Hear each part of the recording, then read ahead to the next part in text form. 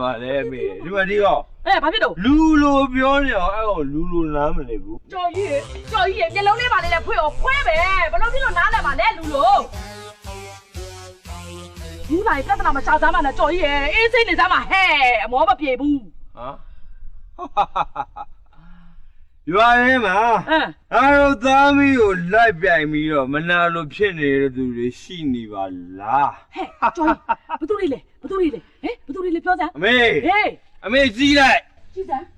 ဒါတို့အိမ်နဲ့တဘူစံနဲ့တူအောင်လိုက်ဆောက်ထားတာအဲ့ဒါပြိုင်နေမို့လို့ပါတယ်ကြော်ကြီးရဲ့မူရိုးနဲ့မျက်လုံးလေးပါလေဖွင့်အဲ့ဒါနေအိမ်လေနေအိမ်ဘာလဲဆောက်ပြောနေရလဲအမေဘာလို့ဟုတ်ရလားအမေမူးများနေရလားဒီစားကြော်ကြီးဟောဘူးရောနေအားမရဘူးပေးစားတော့တော့ဟောဘူးရောနေအားမရဘာလို့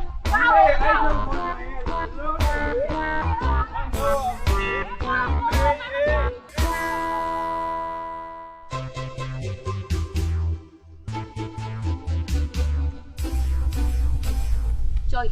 ဆောင်းနေရကြပြီကြော်ကြီးပေါ့ဟာနင်ကလည်းကြာရတာနင်ကလည်းဟာငါအကိုရဲ့ရိတ်ခဲကိုကြည့်ရသေးတယ်ဟာ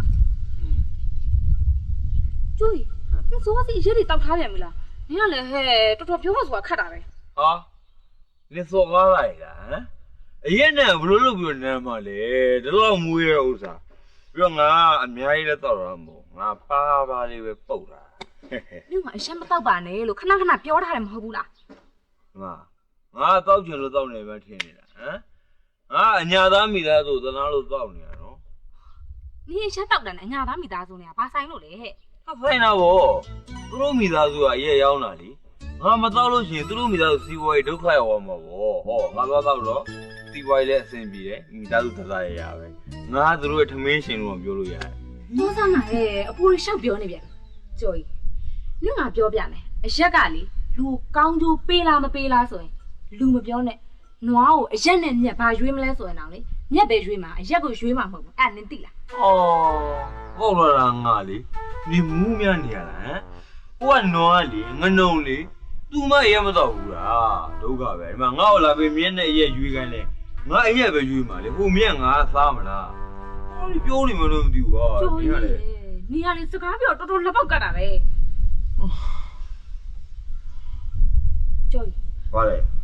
အရက်မတောက်ခင်နေပါလားနင်အရက်မတောက်ဘူးဆိုရင်ငါနင်လူချင်တာပေးမယ်ဟင်နင်တကယ်ပြောရနော်လာကောက်ရိုးပုံတော့သွားမယ်ကြော်ကြီးဒီမှာလောက်တာဒီမှာဆိုနင်းကိုယ်ပဲမြင်သွားမယ်လေဟာကောက်ရိုးပုံတော့မှာငါတို့နှစ်ယောက်တည်းသွားပြီးစကားပြောမယ်လေကြော်ကြီးနင်ကြောင်သိရနော်နင်လေငါနှစ်ခါလောက်ပဲကြံမှုတာပါနင်နင်အရှက်နဲ့ဒီလိုမျိုးနန်စော်နေတာငါနင်ခေါ်တော့ကမလိုက်နိုင်ပါဘူးဒါဆိုငါအရင်မတောက်ဘူးဆိုရင်တော့နင်လိုက်ခဲ့ပြီပေါ့နင်အရင်မတောက်ဘူးဆိုရင်တော့ငါလိုက်မှာပေါ့အဲ့လိုမတောက်တော့ဘူးကွာလာတော့မယ်လား3-5မြောက်ပေါ့ရပါဘူးဘာဖြစ်လို့လဲနင်ဒီလိုမျိုးအရင်မတောက်ဘူးဆိုတော့ဒီတိုင်းပြောလို့မရဘူးရွာထိတ်ကညောင်မင်းကရုပ်ကစိုးစီမှာအရင်မတောက်ပါဘူးလို့လှူပြီးကတိပေးရနင်ကလေရုပ်ကစိုးသွားပြီးလို့ရှေ့တင်ငားနေပြန်ပြီဒုက္ခပဲရတယ်လေနင်ကတိမပေးနိုင်ဘူးလားအဲ့ဆိုငါလည်းနင်ခေါ်တော့မလိုက်တော့လည်းမဟုတ်သေးဘူးကွာကဲအဲ့လိုပြီးွာလာတော့မယ်အဲ့ကြောင်မယ်တော့မယ်လားဟာကိုင်ရတယ်ကောင်ကိုင်ရတယ်မများလေကိုင်နေရတယ်မလို့အခုဘာမှမလုပ်နိုင်ဘူးမင်းရှင်းပါငါရှင်းရမှာလားဟဲ့ငါလက်တွေရားနေပြီနော်ဒီကိစ္စတော့တက်တော့တယောက်နဲ့ပြီးတယ်မင်းတို့မလုပ်ဘူးဟဲ့မလုပ်ဘူးဟဲ့မင်းတို့ကတော့ဒီကိစ္စကိုမင်းတို့ကတော့ရှင်းပါလားငါရှင်းလိုက်ရမှာမင်းတို့ကလည်းစကားများမနေနဲ့ငါလက်တွေရားနေတာနော်ငါရှင်းပလိုက်လို့ရတယ် no ရှင်းပလိုက်မယ်ကွာဒီလိုပါကြားတယ်ဒီမှာစင်ကုန်ပြီတွဲလေလားကောက်ရိုးတွေရားတယ်ကွာရားတယ်မှန်လားစက်တော်ဒါရောလာဆဲလို့မရဘူးဟာကဲမင်းခုတော့ပါတက်နိုင်သေးလေငါတို့နှုတ်ဆင်းသမျှမင်းခံလိုက်ရပြီမလားငါတို့ညီဘူးဒါတို့လာမလုပ်နဲ့နောက်ကအကျော်မာရမကြီးတေးသွားမယ်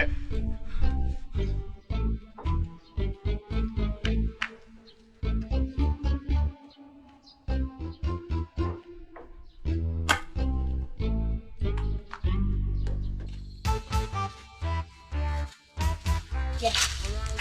ရောက်ပြီခါနေတိုင်းကြရ အရှင်ရုံသောနာမည်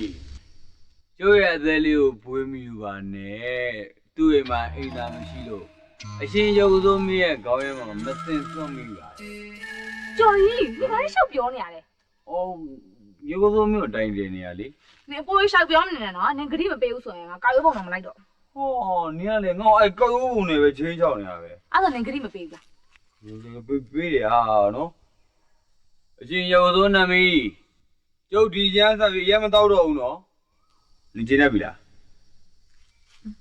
အဲ့ဒါကောက်ရုံပုံတော့မလား အော်လုံးလို့နင်ကဒီနေ့တောက်ထားရနောက်နေ့မှပဲလိုက်တော့ ။အော်နင်ကလည်းမျိုးမျိုးပဲဟာ။နောက်နေ့တော့တေးကြရတော့။ချက်သွား။ရဗင်ကြိုင်တွေ့မယ်။အတိုးနဲ့တွေ့။အော်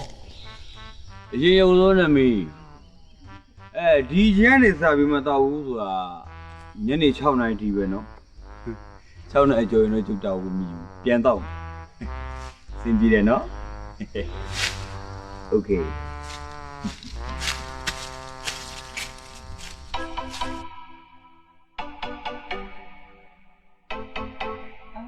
ကိုချောမှန်တက်ခဲ့တာမှာ ပြန်လာပြီလားပြန်လာပြီလားလုံးဝသိမယ်လုံးဝသိမယ် ရှာသမ်းပါဟာ ညနေချိုးသွင်းနေညနေချိုးသွင်းနေငါလုံးမယ်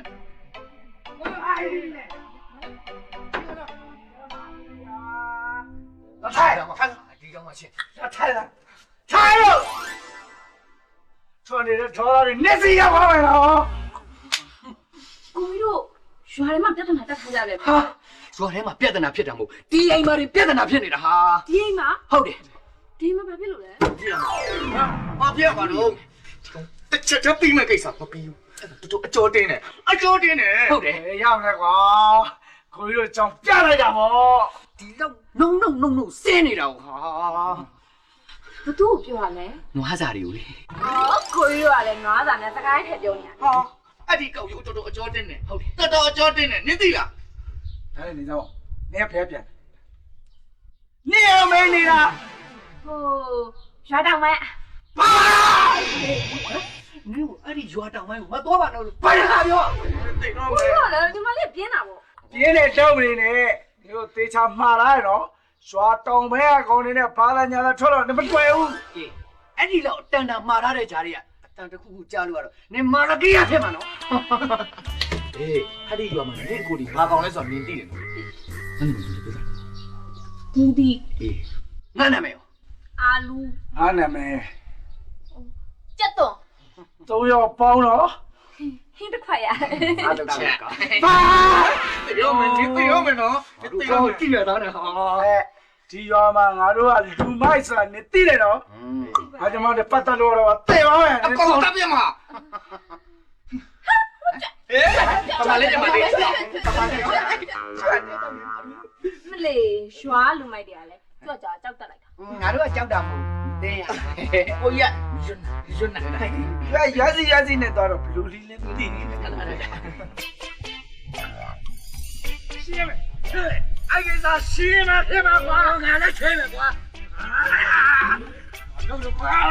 ဒီစမ်းမှာငါတယောက်လေးရှင်းရပါတယ်မင်းတို့မလိုပါဘူးငါနောက်ကတာဒီစမ်းမှာ မင်းကပြောရရှက် နေပေါ့ဟိုဟာလို့ကိုကျွတ်တော့ကိုလေးခင်ဗျားတော့ဘယ်သွားကြမလဲ အုတ်ချုပ်ရဲဘူးစီသွားပါ ဘာလို့လုပ်ပါလဲ မနေ့ကဓာတ်နဲ့ခုတ်ထားတဲ့ကိစ္စနဲ့ပတ်သက်ပြီးအုတ်ချုပ်ကြီးမှုကလာရှင်းပါဆိုအခုတော့ရှင်းမလို့ကွာ ကျော်ကြီးမင်းလည်းငါတို့ညီကိုတော့ရဲ့ဇာတ်ကိုသိရတာနဲ့အေးငါတို့ညီကိုတွေကလက်ထဲကိုဓာတ်ရောက်ပြီဆိုတာနဲ့တွေ့ရအောင်ဆွဲခုံးပစ်တာနော်ဇာတ်တွေကတော့ပြင်းတယ်လက်တွေကရှင်း ဘာလို့ခိုးတာလဲ အခုတောင်းစိန်စားတဲ့ဇလန် တောင်းစိန်အိမ်ကိုရောက်လာ 嗯， ငါတို့ညီကို300စိတ်ကိုလာဆွတာဟာမိုးငါစားခြင်းလို့မိုးငါစားခြင်းလို့ဆိုပြီးတော့ငါပြောမင်းခုတ်ခိုင်းတာနဲ့ငါပြောမင်းခောက်ပေးလိုက်တာသူငါအပင်ကိုတွားခုတ်ပြီးလို့အခုအုတ်ချိုးရင်ကလာရှင်းဆိုလို့ငါတို့တော့ရှင်းမလို့ 哦，哈，干咩喽？后来人家说俺表妹来了， ဟုတ်တယ် ပြောရင်ဒါနဲ့မင်းကအခုပဲသွားမှာ 对吧？然后给他一记了，他们要做我，都过了过年对吧？ ဘာကူညီရမှာ 啊，这个嘞， အခုကျိုးရဲ့ကောင်မလေးနဲ့ကော်ရိုးဘူးနောက်မှာအဲ့ကိစ္စလုပ်ဖို့လည်းချိန်လာအဲ့တော့ရွာတွေကလူတွေလာပြီးတော့ချောင်းလို့မရအောင်ဘာလို့ကျိုးကိုကင်းဆောင်နေပါလားခင်ဗျားတို့ရွာထဲမှာ fighter တွေတိတယ်နော် သိုးတွေသိတယ်နော်မင်းငါတို့ညီကိုတော့ကြောင်မင်းသိတယ်နော် အဲ့တော့ကျိုးကအားကိုးတာနော် ချော်ရီသဘောပေါက်လား ခင်ဗျားတို့ဝါသနာပိုင်လေ အေး ကျုပ်လက်ခံနေ ချောင်းတော့ဝါသနာမပါဘူးဟမ်အေးဟိုက်ကောက်ဖို့နော်ဟာဒီရောလူတွေတယောက်မှမကတ်ရငါတို့ညီကို3ယောက် တာဝန်ယူရတာ ကြိုက်ပြီလုံးဝလေလာသွားပြီအဲ့ဒါမှသိုးဒါလောသာခန့်နေဘူးနေရဲသေးလေးတင်တာ ငါတက်တာကိုတော်တော်ရေးနေပြီလေချော်ရီမင်းများနေတယ်လေရဲသေးကြီး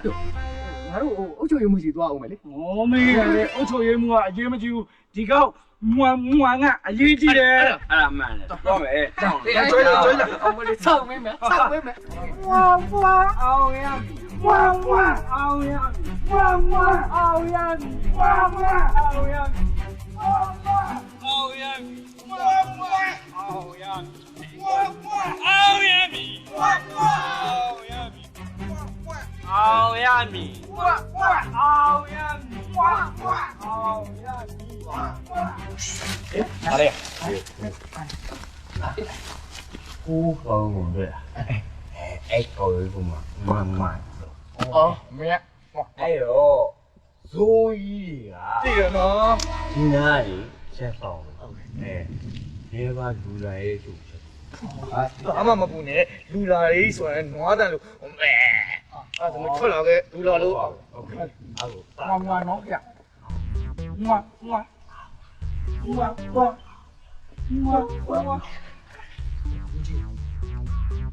တို့ရှိနေဘူးမလာရဲ့ဘူး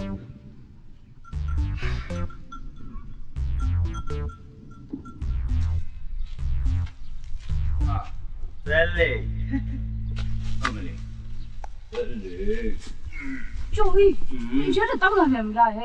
真来了那么轻呀妈啦呗 မမောပါဘူးအာလူရယ် ဘယ်ကအာလူလဲ ဩငါလင်းကိုနေရောကုန်က ငါကိုဆမလဲ ကောင်းကုန်တော့မလေး တို့ရောတော့ဘာဖြစ်လဲ နေပါဦးဟာဘယ်လိုပြောအဲ့တော့လန့်နေရလဲအမလေးနင့်ကိုပြဒီမှာ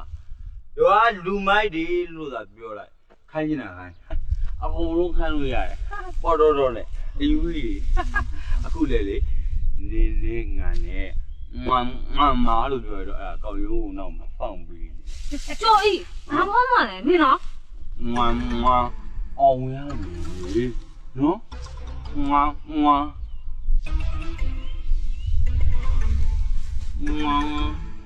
ရ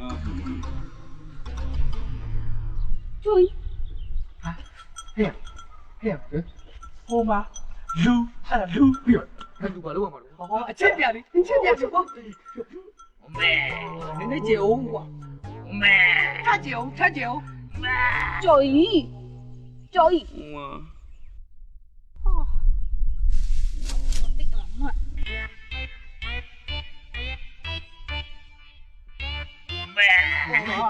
ဟုတ်နေတယ်မဲရှ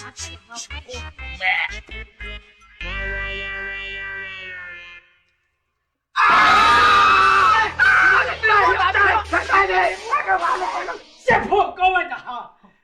ငါနဲ့ငါတားတယ်အတီးပလိုက်ချင်တော့တယ် အဲ့ကိစ္စမင်းလောက်စရာမလိုကိုယ်လှီးပေးလို့ရတယ် ဟိုစကားပြောနေတာကွာကိုလှီးမလားငါတုံးလိုက်မယ် မရိုင်းလိုက်တော့ကွာဟမ်တရွာလုံးနဲ့လူမိုက်တွေနင့်ကြမှာငါနွားလုံးလုံးပြရတယ်လို့တိတ်တော့မယ် နင်ကအဲ့ဒီကောက်ရိုးပုံတော့ကိုအဲ့ကောင်နဲ့ဘာသွားလို့လဲ မွာမွာ အဲ့မကြားချင်တာ ကိုကြီးကလည်းဘာဖြစ်လို့စွတ်အော်နေရလဲမွာမွာဆိုတာကောက်ရုံးပုံတော့မှယူတသားစကားပြောတဲ့ဟာ ကောက်ရိုးပုံတော့မှရိုးသားသားတော့ငါတော့နေငါတော့နေတော့ နင်ကရိုးသားတာမဟုတ်ဘူးခိုးစားနေတာဆက်လိုက်တော့ကွာလူလောကလည်းမနေချင်တော့အယုံကြီး ဟာလေကွာ ဘာလို့လဲဆွဲတယ်ကွာဆွဲတယ်ကွာမဆွဲရခိုင်တယ်ကွာ နေဟာမိုးလီမိုးချုံမူးနေတဲ့ကောင်များကြိုက်စရာကြလို့နှစ်မကြိုက်စရာတော့ရှားလာ အဲ့ကောင်ဘာကောင်းလဲ ဘာကောင်းလဲ ကိုလေးကလည်းကောင်းတာတော့ရှိပါ ဘာကောင်းတာလဲလို့ စိတ်ထား ဩ စိတ်ထားသူထဲပြောနေတာမဖြစ်တော့ဘူးကျွန်တော်တို့အိုက်ကောင်နဲ့စင်ရင်သွားရှင်းမှရတော့ ကိုငါအကျွေးယူထားလို့ အတိုးတွေတက်နေရတာ မင်းကအစိုးရတော့မရှိဘူးလို့ပြောတာလေ အဲ့ဒါပြောတာမဟုတ်ဘူးကွာငါပြောတဲ့စင်ရင်ဆိုတာအိုက်ကောင်နဲ့ငါတို့စင်ရင်သွားရှင်းရမယ်ဒါပြောတာ ဟုတ်တယ်အာပြောတာမှန်တယ်ဘူးဒီကျွန်တော်ဘာယူနေတယ် သွားရှင်မို့ဟိုမူးယူနေသူ့ကိုတော့ပြန်ခုတ်လိုက် ခောက်သူခောက်ကိုခောက်ပဲဒါပဲဘူးဒီသွားမယ် ဝါ ဒီ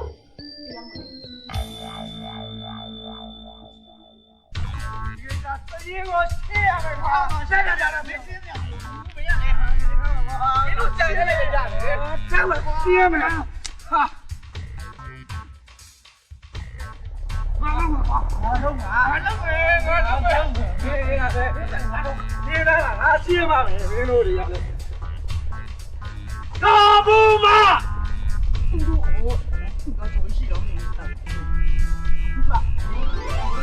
လူတို့ကြားမှာတော့ကွာအတော်တော်ဖြစ်အောင် ဒီလိုအဲ့တရားလုံးနဲ့ကာဘူမာဖခင်လား ဟဲ့ဘာတူလဲတော့ဒီမှာလာတိုင်းအော်စက်တော့ညီကိုတွေပဲဘာကိစ္စရှိလို့လဲကွယ် သုံးမကျော်ကြီး အမလေးကျော်ကြီးဒီချိန်ပဲရှိပါမတော့အညာသားဆိုင်မှာဒင်းမူးနေရောပေါ့ အဲ့ဒါခင်ဗျားရဲ့ကျွန်တော်တို့ဆင်းရဲခြင်းပဲခါကိုဆင်းခဲ့ဆင်း အေးပါကွယ်ဒေါ်လေးစင်လာပါမယ်ခဏလေး ကြာကြာသား အာများဖြစ်လာကြတာတော့ကွယ်လာပါပြီကွယ်လာပါပြီအချိုးအချောင်းလေးရှင်းပြပါဦးဒေါ်လေးသိအောင် တိအောင်လို့ဒီလိုလာတာ အေးပါ ခင်ဗျားသားကြော်ကြီးကျုံညမနဲ့လာပတ်တတ်နေတယ်နော်အဲ့ဒါ ဘယ်လိုပတ်သက်တာလဲကွယ်ဟုတ်ပါဟုတ်ရလား ဘယ်လိုပတ်တတ်မှာလို့ဗျခင်ဗျားသားကြော်ကြီးနဲ့ကျုံညမနဲ့ကောက်ရုံးပေါ်နောက်မှာကျုံတို့ကိုယ်တိုင်မိခဲ့တာဗျဟုတ်တယ် ဖြစ်ပါဖြစ်ရလေဘယ်လိုမိတာတော့ ကျုံတို့ကိုယ်တိုင်လိုက်ပေါ်တာ အမလေးတော့ဖြစ်ပါဖြစ်ရလေဟဲ့နော်နင်တို့တော့ကလိုက်ဖို့တာ လိုက်ပေါ်တယ်ဆိုတာကျုံညမမသိလို့ကျုံတို့ကလိုက်ပေါ်မိတာဒါကိုပြောတော့ဟုတ်တယ်ခင်ဗျားသားကြော်ကြီးကိုပြောလိုက်တော့ ဒီပါ ဒီကကြောက်တော့ညီမနဲ့လာပတ်သက်လို့တော့ဒီသားထင်းမရွယ်ဘူးနော်လူမရွယ်ဘူးကွာထင်းခေါက်တော့ခေါက်ပြန်မယ်လို့ပြောတာကွာဘာသာဘာလို့ပြန်ရှင်းနေရ အ တော့ မလေးဒေါ်လေးသိပါပြီကွယ်ဒေါ်လေးသိပါပြီဒါဆိုဒေါ်လေးသူ့ကိုတောင်းပန်ပြီးတော့အကျိုးချောင်းပြောပြလိုက်ပါမယ် ပြောတယ်လား အိုးဒီလိုလုပ်ပါလားဒေါ်လေးရှင်းပြတာနဲ့စားလို့ရှိရင်မင်းတို့တော့ကကြော်ကြီးပြန်လာဒီစောက်ပြီးတော့တိတိဆိုင်ဆိုင်ဆွေးနွေးလိုက်ပါလား တော်တော်လုံးရှိသေးတယ်ကျွန်တော်ကအလုံးရှိတယ်နော်လုံးရှိတယ် အိုးဟဲ့ဟဲ့ကြော်ကြီးဒီပါလေးတော်တော်ဒီပါလေးကွာပြောပြတာတော့ငါမျက်လုံးပါတာပါကွယ်မင်းတို့ကလည်းငါသားကိုဓာတ်ချိန်နဲ့လည်းတော့ပြင်မရှိဘူးကြောက်လို့ဖက်ပြေးတာလည်းတော့ပြင်မရှိဘူးဟမ်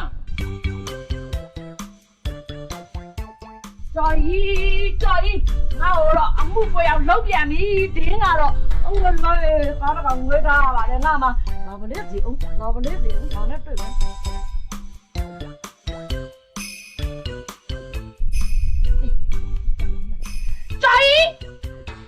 းလာခဲ့လိုက်လာပါပြီမင်း လာပါပြီလေပြောတတ်ပါအောင်ဆိုတတ်ပါအောင်ဘယ်အတိုင်းပြည်ကနေပြန်လာတာလဲလို့ ဘယ်တိုင်းပြည်ပြန်လာလို့မေးရတင်လို့ ဟမ်အားလေးရှာလေးနဲ့ဒရင်တရိုင်နဲ့ပြန်လာမှာတော့နင်အညာသားဆိုင်ကနေမူပြီးပြန်လာတာပေါ့ဟုတ်တယ်မလား အမေကမန်းလာတော့ မ ဝတ်ဒီပဲ အာ အမေ အားတော့ အိမ်မှာသူ့ညာနဲ့ပါလားဗါလေလေကွက်သိန်းတဲ့လူတွေရောက်နေလို့လား ဘသူလဲခွက်မှမသိဘူးနင်သူများလဲခွက်ကိုသွားသိမ့်တဲ့အမှုအဲ့ဒါလာဖြစ်နေတာသိလား အမေရဗျာမဟုတ်တာကျွန်တော်ကဘယ်သူလဲကွက်သွားသိန်းလို့လဲ ဘသူလဲခွက်ရမှာလဲနင်ခွေးညိုရဲ့လဲခွက်ကိုသွားသိမ့်မှုလေ အော်မိရတယ်ဗျာဒီတော်လောက်ရှိတဲ့လေကွက်သိန်းတာဘာဖြစ်လို့လဲသူတို့စီးဝါပြတ်သွားတာမှမဘာဖြစ်လို့လဲ အမေစိတ်မှာဘာလဲရှောက်ပြောနေတာလဲဒီမှာ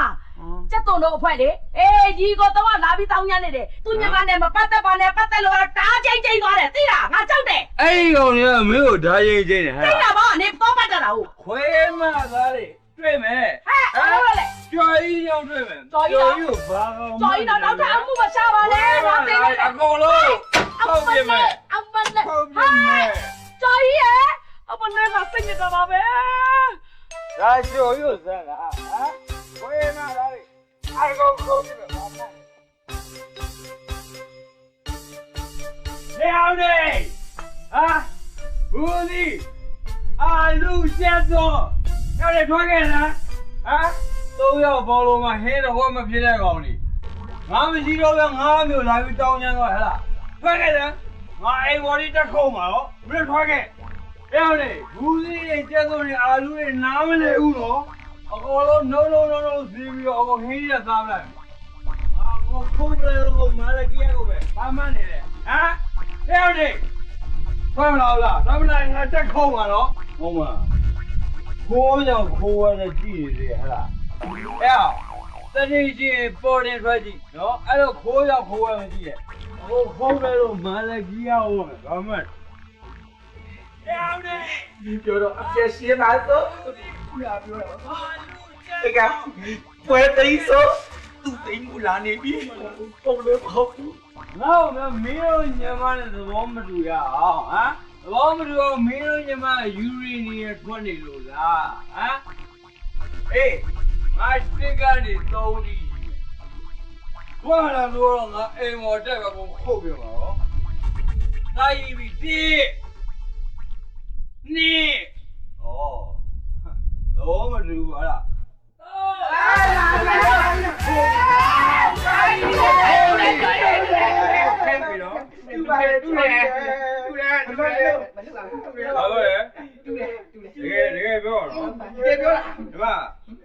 ရွာထဲမှာကြော်ကြီးဘာလို့လဲဆိုတော့သဘောပေါက်တယ်လူမိုက်ဆိုခိုက်တာသဘောပေါက်ပြီရောနော်ခွေးညိုမျက်နှာလေးရှိလို့ကြည့်ရအကူသိတယ်အကူမလကြီးရဝမယ်တည့်နော်သိမယ်ကြော်ကြီးကွာ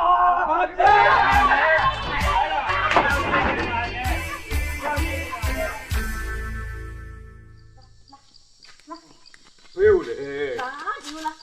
အော်သွင်းညော်တယ်ဟာနင်ဘယ်လိုခေါ်လာပြန်ပြီလဲငါတီးဦးမလားကျုံငါကောက်ရုံးပုံပဲသွားချင်တာကျော်အဲ့ဒါပြောနေတယ်နော်ညမတီကိုခေါ်လာတယ်ဆိုတော့ငါဖက်မလို့နေအငက်ခံနိုင်တော့လုပ်လိုက်ကျော်ကြီးဒီမှာငါပြောနေရမဟုတ်လေငါလူညိုတောင်းမှာပေါ့ဒါကိုပြောတာညငါထက်ခိုင်းနေဆိုအရက်ထက်ခိုင်းမှာကိုပြောနေတာဒီရုပ်စုံလေးစီမှာရက်တူရမယ်ဒီရက်ကိုတူရမယ်ဟုတ်တယ်မတူနိုင်ပါဘူးမတူဘူးမရဘူးလှူရမယ်နေရုပ်စုံလေးစီမှာအခုချိန်နေရက်လူထွေးညော်လေဟာနေဘာတွေရှောက်လုံနေရလဲဟမ်ရုပ်စိုးမင်းကလေအရက်ကြိုက်မှန်းမသိမကြိုက်မှန်းမသိနင်သွားလူနင်ငရဲကြီးလိမ့်မယ်ကျော်ကြီးညငါလှူဆိုတာနင်အရက်မတောက်တော့ပါဘူးဆိုတဲ့ကလေးကိုရုပ်စုံမင်းစီမှာလှူခိုင်းတယ်နင်ဘာတွေရှောက်ပြောနေရလဲကဲဟုတ်ပါပြီငါလှူတာလှူလို့ရတယ်နော်တို့ကြလေငါလှူတဲ့ရက်ကိုရုပ်စုံမင်းကယူတော့ပြီးကြွားထဲမှာမူးပြီးတော့တောင်းညံနေဘယ်လိုလုပ်မလဲပြဿနာရှာနေအဲ့ပြဿနာနင်ရှင်းပါလားနာနေရရှာလေနင်လှူဆိုတော့ငါလုံးဝမချစ်တော့ဩဒူးညိုရလဲဟာနင်ကဒုက္ခပဲလှူမှာကဲလှူမယ်ဟာရှင်ရုံစိုးနာမည်လှူမယ်ဗျာ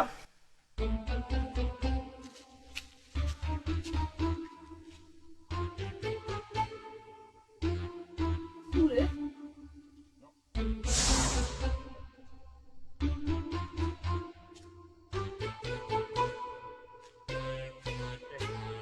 လေကျင်းနေပြီလားဟမ်ကျင်းနေပြီပြန်မလေးအော်ပြန်လို့မရသေးဘူးကွာငါအမေခိုင်းထားတဲ့ကိစ္စရှိလို့ရွာထဲခဏသွားလာအောင်ပြီးတော့လေအဲ့ဒါမသွားဘူးဟုတ်ပါရမ်းချစ်တယ်နော်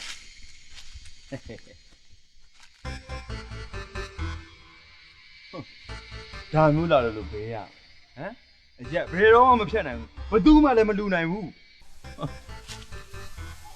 ချီကူသောနမီဒီနာလှူရနော်အခုပြန်ဆုံး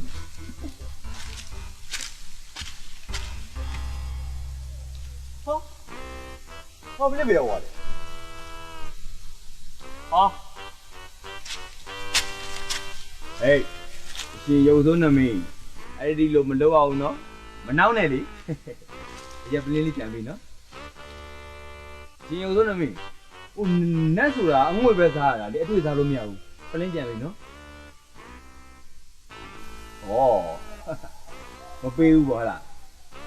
ကြော်ကြီးကိုစမ်းတယ်ပေါ့ဒါမျိုးတော့ဒါမလုံးနဲ့နော်ကြော်ကြီးတင်းသွားပြီအကြီးတင်းသွားပြီကြော်ကြီးထုပြီကြော်ကြီးထုပြီ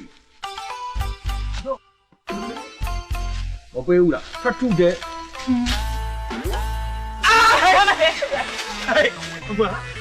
း အရှိရုပ်ဆိုးနမကြီးကိုထင်ကြလား ငါလည်းရဲ့ပါရုပ်ကစုံမဟုတ်ဘူး တရေ မပြေးနဲ့ မစောရတယ်လေပြေးပါလေဟေး မပြေးနဲ့ ပြေးပါမရဘူး ပြေးနဲ့လို့ပြောတာမပြေးနဲ့ နေစမောင်ခမရတရေလားအယူလားဟင် တရေပါလို့ပြောနေတာ တရေလည်းပြောသေးတယ်ဗျာဘာလို့ဒီလိုပုံဝတ်စားတာလဲ ဟဲ့မင်းလူခွင်ရုပ်ပိတ်ပင်လို့မရဘူးနော်ဟုတ်ကဲ့အေးတရေခွင်ရုပ်လည်းမပိတ်ပင်လို့မရဘူးငါဝတ်ချင်တယ်လို့ဝတ်မှာပေါ့ကွာ တရေဒီမိုကရေစီပေါ့နော် ဟုတ်တယ် ဟုတ်ဒါဆိုနေစမောင်ဟိုတစ်ပင်ဆိုတာရုပ်ကစိုးတွေပါနေနေတာလေခမရဘယ်လိုလိုပြောတစ်ပင်ပေါ်တက်နေရလဲဘာလဲဟိုခမရကျူးကျော်တရေလား ဒီပေါ့အားမဟုတ်ပါဘူးကွာအဲ့ဒါကိုငါရင်ဖွင့်နေတာနော်ငါတို့ကလေအခြေခံတရေတန်းစားတွေရပါကွာ အခြေခံလူရန်သားလည်းမဟုတ်ဘူးနော် ငါတရေလေကွာ ဩ ရုပ်ကစိုးဆိုတာငါတို့တဲ့ပါဝါတွေလည်းပြည့်နော်တကူအာနိတိတွေလည်းပြည့်တယ်ငါတို့မှဘာမှမပြည့်ဘယ်နေရာဖြစ်ဖြစ်နေရာကောင်းမှန်တယ်မြအပင်ကောင်းမှန်တယ်မြဆိုရုပ်ကစိုးတွေရွက်နေတာ ဟုတ် နော်အဲ့ဒီရုပ်ကစိုးနဲ့ဆိုတာလေအခွင့်ဒုက္ခနဲ့တန်းစားတွေရပါကွာငါတို့ကလေနေကြတဲ့ညမရှိဘူးသိလားဘယ်နေရာပဲဖြစ်ဖြစ်အပင်ကောင်းကောင်းဆိုရင်ရုပ်ကစိုးပိုင်တဲ့ဟာတွေတဲ့ရုပ်ကစိုးပိုင်အပင်မကျိုးကြော်ရဆိုင်ဖို့အနည်းဒီတောင်ကတ်ထားသေးတယ်ကွာ ဩ ဟာလေနေကြမရှိတော့ပင်လက်ကြီးသူတို့ကြီးပဲခုဒီပင်လေးရောက်တော့ဘယ်သူမှမရှိတာတဲ့ငါတက်နေတာ ဒါဆိုခမရတကယ်တရေပေါ့နော် တကယ်တည်းရဲ့ မနှောင်းအောင်တော့ အထောက်ဦးတကယ်တည်းရဲ့ ရတယ်နော် ရတယ် အမလေးတရေ မလေးလေးတော့မယူသွားဘူးဘယ်တော့ကောင်းလဲမသိဘူး 你搞嘛我你我，我带